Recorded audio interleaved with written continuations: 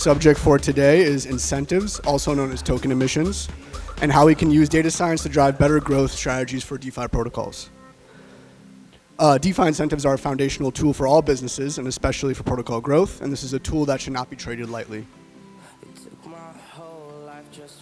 My chat today aims to show how quantitative techniques used heavily in traditional finance and high-frequency trading are often underutilized.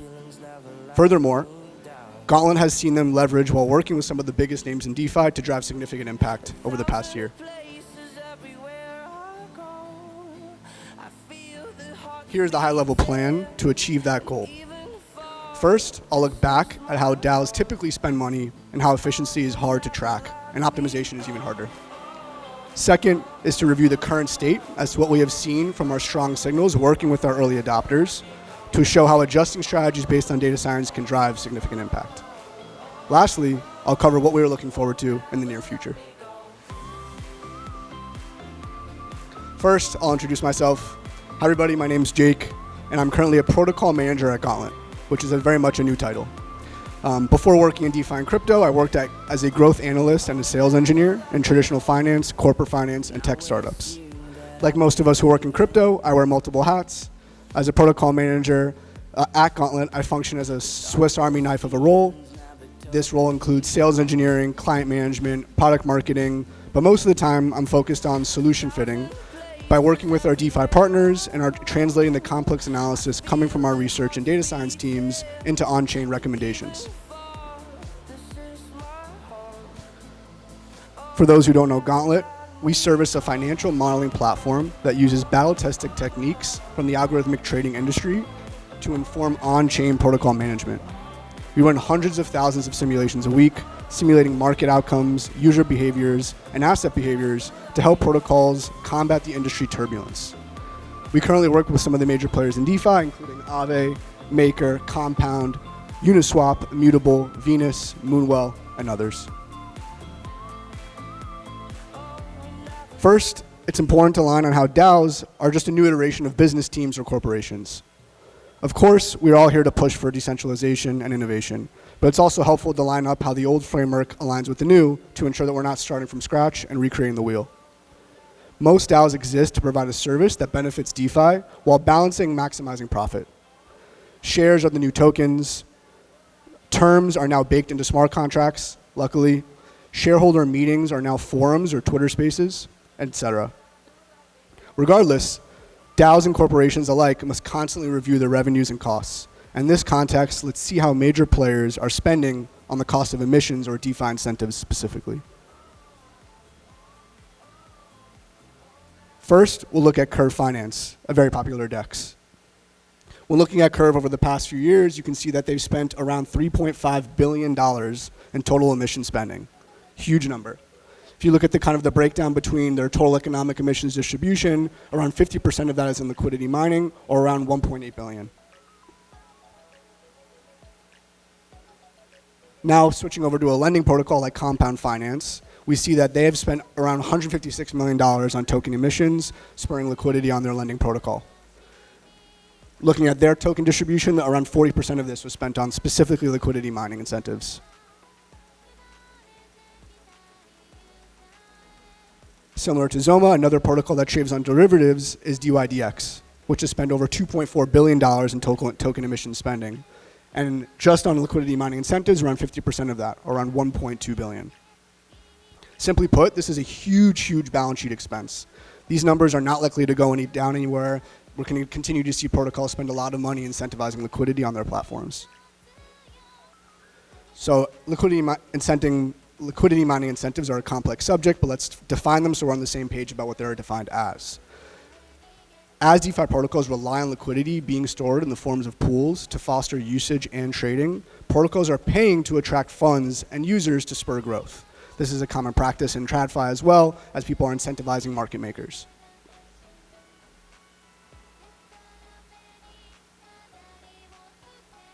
Luckily, this is an optimization problem, and our team at Gauntlet loves optimization problems and is illustrated as the above. The approach has a few assumptions, one being that protocols have an objective, usually to maximize profit to some degree. The second being that they have a budget in mind. This is a number that they're willing to spend on token emissions. This is likely to change, but this is a number that we can assume.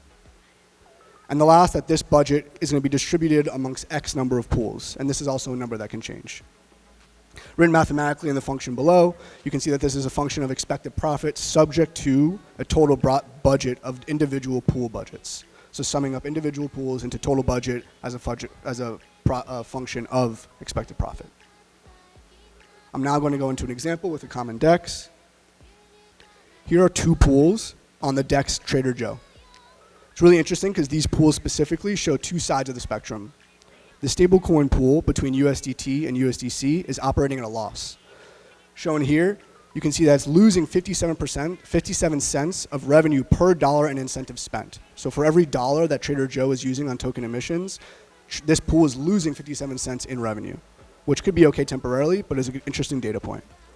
On the other hand, the USDC AVAX pool is operating in the green, generating 30 cents in revenue of fees per dollar spent in revenue. And again, these strategies can change. Some pools are growth pools, some pools are blue chip. So it's okay that these numbers are not the same. They shouldn't always be green, but it's very important to know these data points. If I'm in the Trader Joe DAO, it's extremely helpful to know what pools are performing well, which farms we should be putting more money into, and how these things change over time. So as a DAO member, I need to focus on so many things. I need to focus on feature development, community management, governance, partnerships, investors, user innovation, market risk. If Vitalik is speaking at a conference, if Elon is tweeting about Doge, the list goes on. So how do I solve the specific problem of rewards and budget optimization? Unfortunately, and luckily, this number of teams is going down, but a lot of teams go by gut feel, which we strongly do not recommend. Most protocols use a form of quantitative heuristics, which is usually using internal dashboards, Excel spreadsheets, which is a great start, but as the companies are no longer flying blind, but there's obviously a lot of room for growth. The best solution you could possibly do is outsource your talents or insource your talents to a solutions team to get a team that lives and breathes the data day by day. Like our Gauntlet applied research team, which has officially born this quarter and is now working with big protocols like Uniswap and Immutable. Immutable being our first gaming protocol client, and Uniswap, of course, being a major DEX. Feel free to take a picture of our model architecture. I'm not going to go too much into the weeds. To kind of go through it at a high level, if you look on the left side, you can see that the flow of our operations. We start with ingesting on-chain pool performance, market conditions, and off-chain analytics. This gets fed into our database.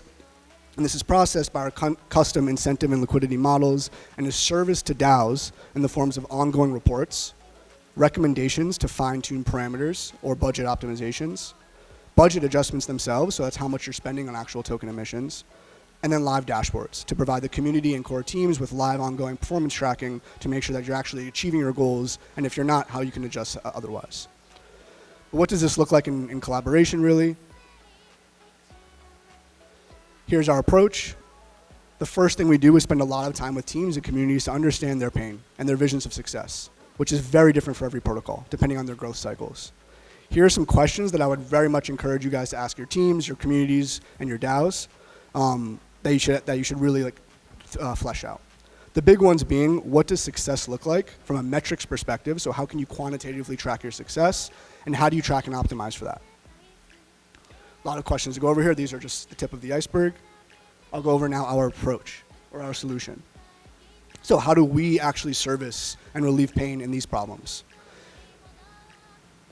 One thing we can do is we provide incentive program design specifically to make sure people are understanding that your mechanism is optimized for your protocol's growth. We also do value distribution analysis and provide dashboards correlating to that to specifically understand that the metrics you guys are tracking towards the goals and the protocol growth numbers you look to achieve.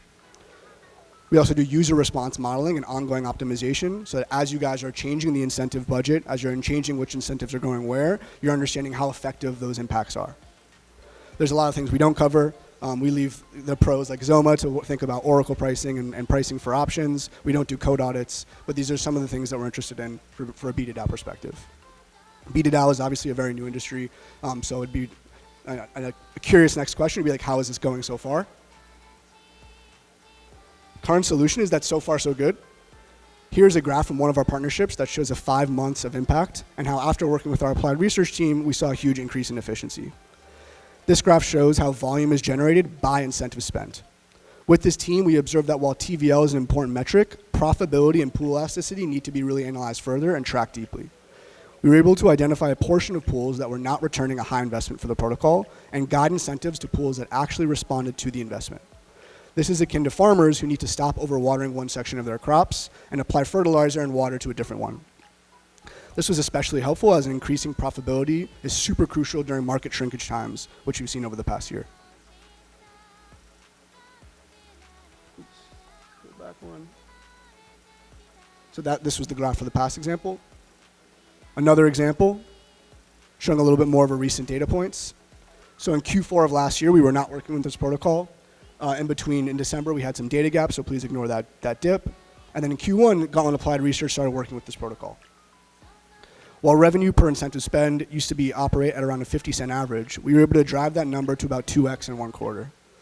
The main insight that we were able to gather was how a portion of users were actually inelastic. So this is a counterintuitive data point finding, that actually a big portion of users, or a specific portion of users, were not very responsive to changes in incentives, which led us to hypothesize that reducing incentives for a specific group would thus increase profitability without decreasing volume. And we saw some great results of that so far. Now, of course, these problems are dynamic and they're ongoing. So this is just data points that we ingest to change how we change our strategies as these things change with market changes. Here are some case studies that are available on our website from previous work that's led us to build this team and develop these models, including work with SushiSwap and Balancer. Here's some great partner feedback that I'd love to share. I'm not going to go into the whole quote. This is from one of my friends at Immutable who leads the product and token team. The main points I want to drive home here is that Immutable has been really happy to work with us, and the results have been really strong. We've been able to deliver sizable impact and ecosystem growth with tools of data science and wisdom of TradFi. We've already learned so much. Our models are just starting and just getting better, and this is really just the beginning.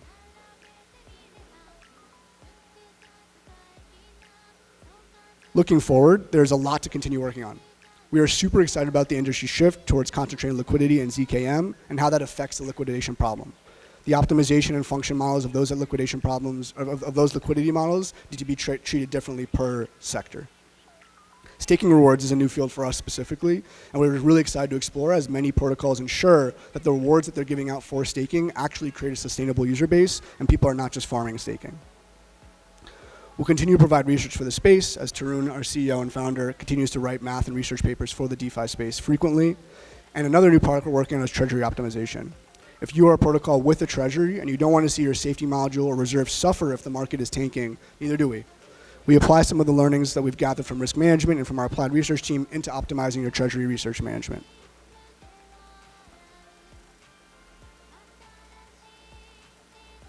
Apologies, as I know I went through this pretty quickly, and there's a lot of complex things here that I was trying to simplify in a very digestible way. But here are some key takeaways before I kind of wrap up early for some questions. Protocols are businesses that need to worry about revenue and spending. Protocols spend a ton of money on mining liquidity incentives and growth strategies, and they need to really track these things. Solving this problem with simple heuristics or governance-based votes is even harder. A systematic, quantitative approach is needed to maximize impact of their spending, and that's what we do at Gauntlet.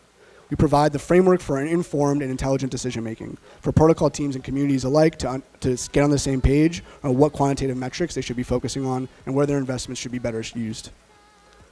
Before voting on any major governance decisions, all stakeholders should have a clear picture of what has been working, what hasn't, and what might work next. If you'd like to partner with us, work with us, or just geek out on DeFi, please do not hesitate to reach out to me. I'll be in Taipei for a few days before heading back to New York, and I'm very reachable via Twitter. My DMs are nothing like Vitalik's. That's it for today. Do we have any questions?